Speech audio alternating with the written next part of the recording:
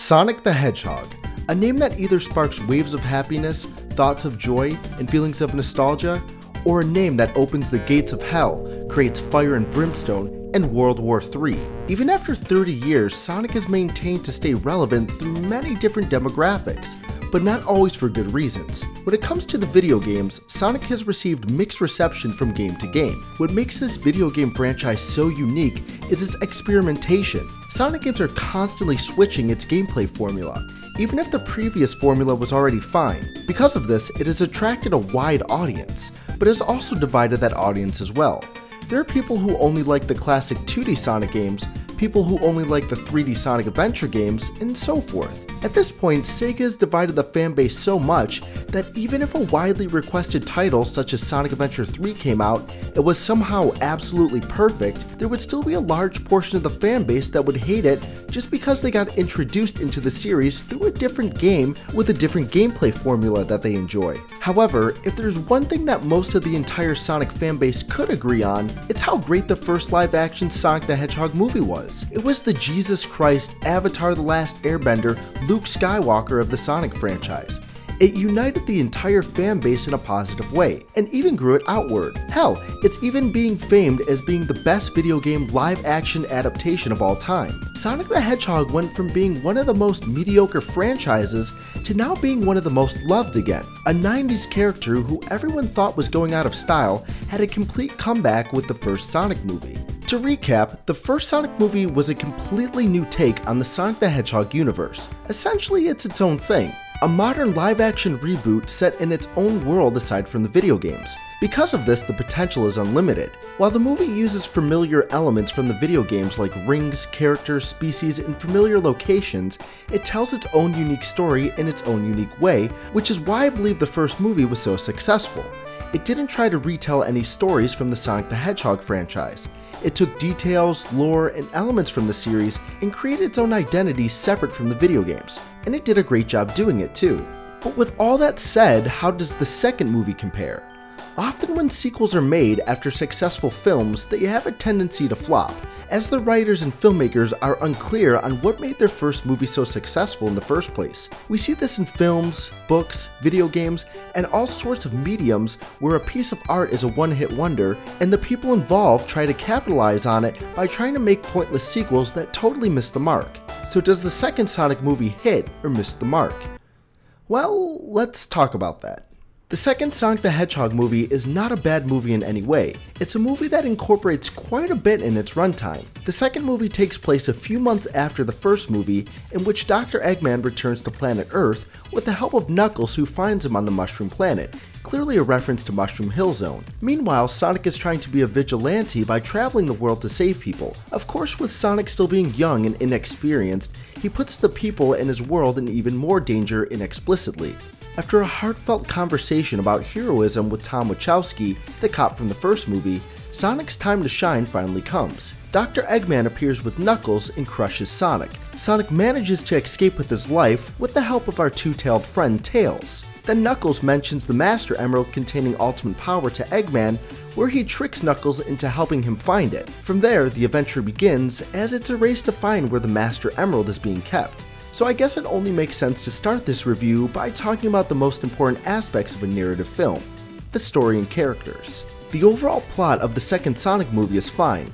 It's nothing incredibly unique or mind-blowing, but what separates it from the first movie is its deeper dive into its lore and world building. My biggest criticism with the first Sonic movie was its lack of Sonic's world. Please don't make the joke. Please don't make the joke.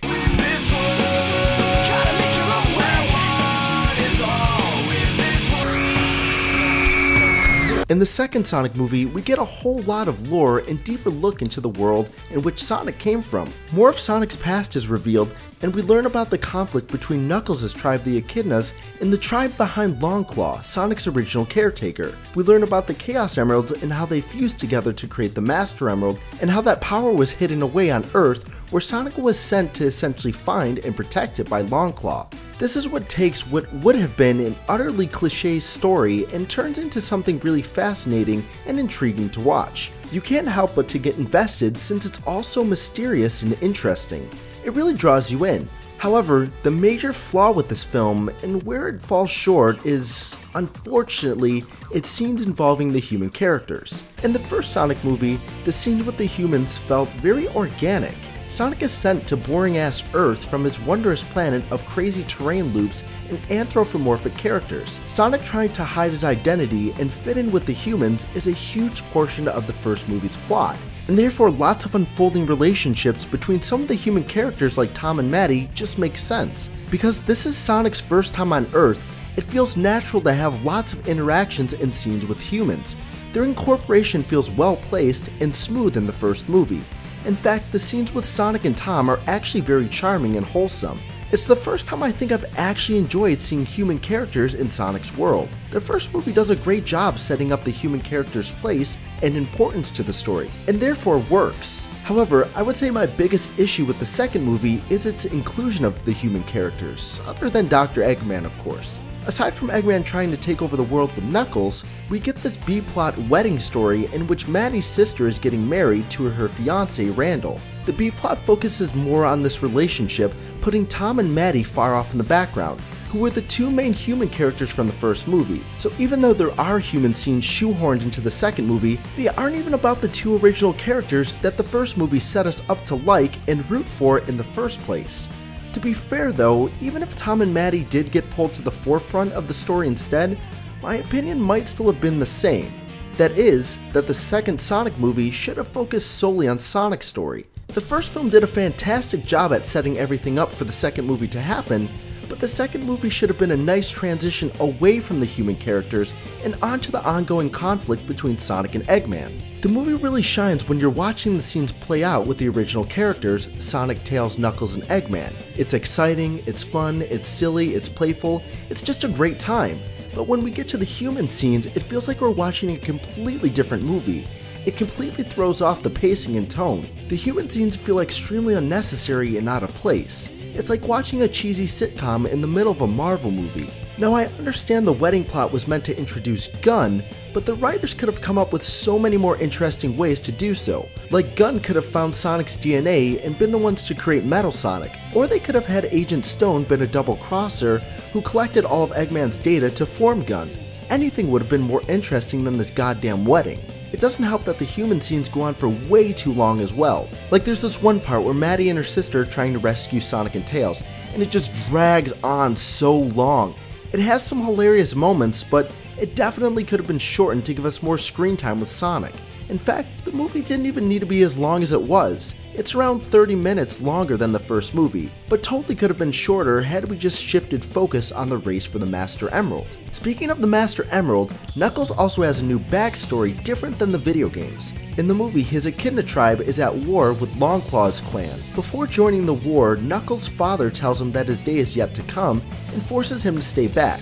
That was the last time he ever seen his father ever again. It's actually quite sad, and I would have loved to get more lore about Longclaw, but it's possible that that might be revealed in the third movie. Regardless, Idris Elba plays such a fantastic Knuckles in the film. I really enjoyed Knuckles being a threat once again. Evil's voice is so perfect for who Knuckles is in this film, and he really sells the part better than I thought.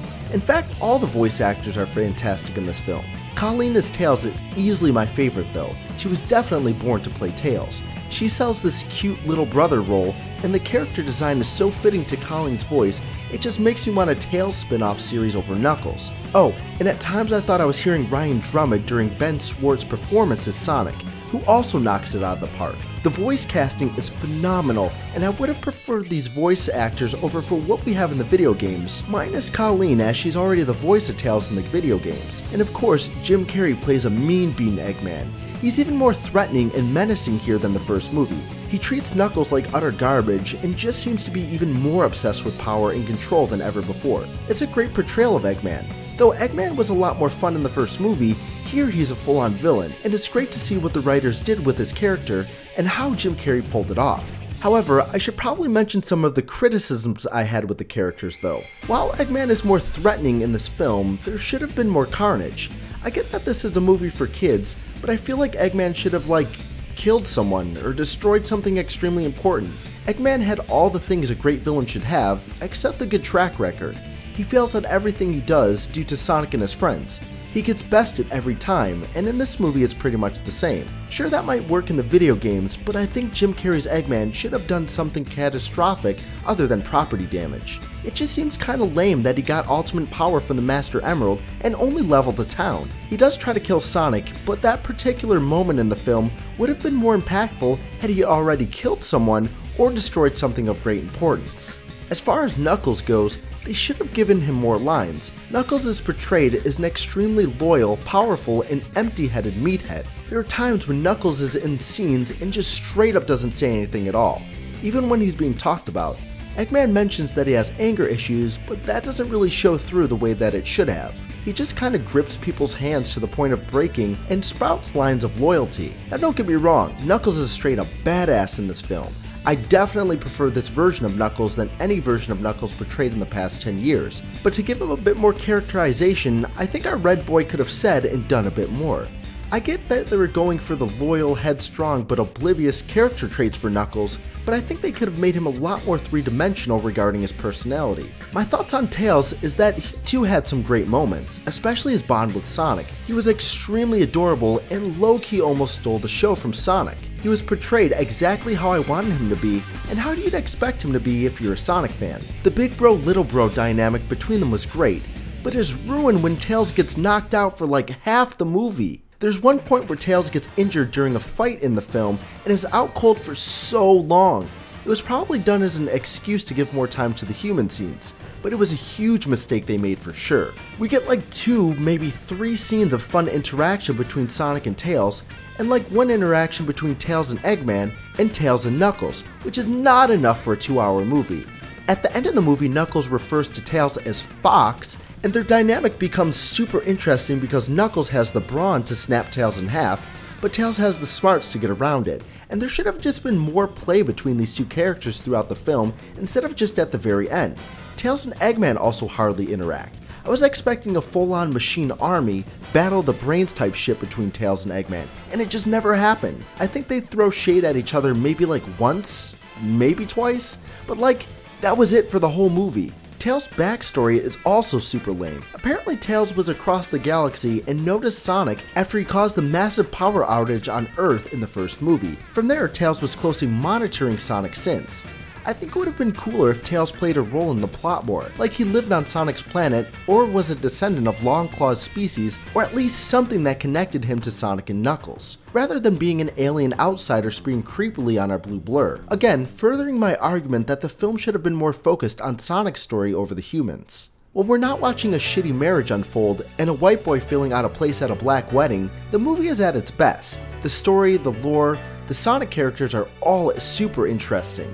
What they do, what they say, and how they react is the highlight of the film. It's funny, it's epic, and brought a thrill to the audience I watched it with. When I watched the film in theaters, most of the jokes landed, and you could feel the tension in the room when fight scenes took place. It was great seeing Sonic fight an opponent other than robots. It's the human scenes that really holds this movie back from being something more memorable. The movie would have been so much better had they cut the human scenes and added more interactive scenes between Knuckles and Eggman, or just Sonic and Tails. We don't always need scenes that further the plot. We could have used more filler scenes like the Sonic and Tails dance-off, or just a simple conversation about Sonic's past. The movie's generic plot works over the backdrop of Sonic the Hedgehog, and I really love Sonic's character development throughout the story. There was also plenty of video game references woven into the movie that you'll want to keep an eye out for as well. One huge thing that I do want to bring up is how the trailers for the movie really ruined the experience for me. There's this classic cliche where Hollywood trailers basically show and spoil the whole movie, and it's very much the case here. The trailers show you basically every scene, which is a problem because while this movie was twice as big as the first movie, it felt underwhelming because I knew what to expect and what scenes were going to happen just because they were shown off in the trailers. There weren't really any surprises or key moments that made me jump out of my seat until the very end, and anyone who has already seen the movie knows exactly what I'm talking about. There are 2 ending scenes you'll want to keep an eye out for, and they are easily my favorite part of the movie. They sent chills down my spine and was perfectly fitted into the movie. You won't want to miss them. To wrap things up, Sonic 2 was a good movie. To me, it's around the same as the first Sonic movie.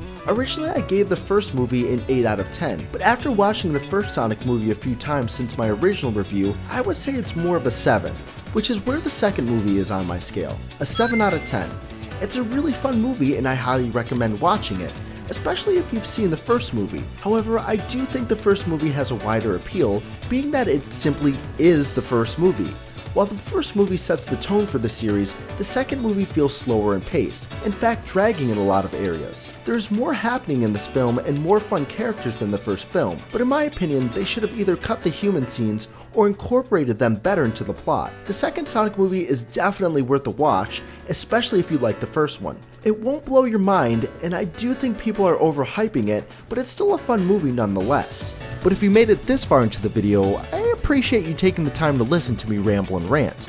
If you're still here, don't forget to subscribe to the channel if you're new so you can stay updated on all our upcoming Sonic videos.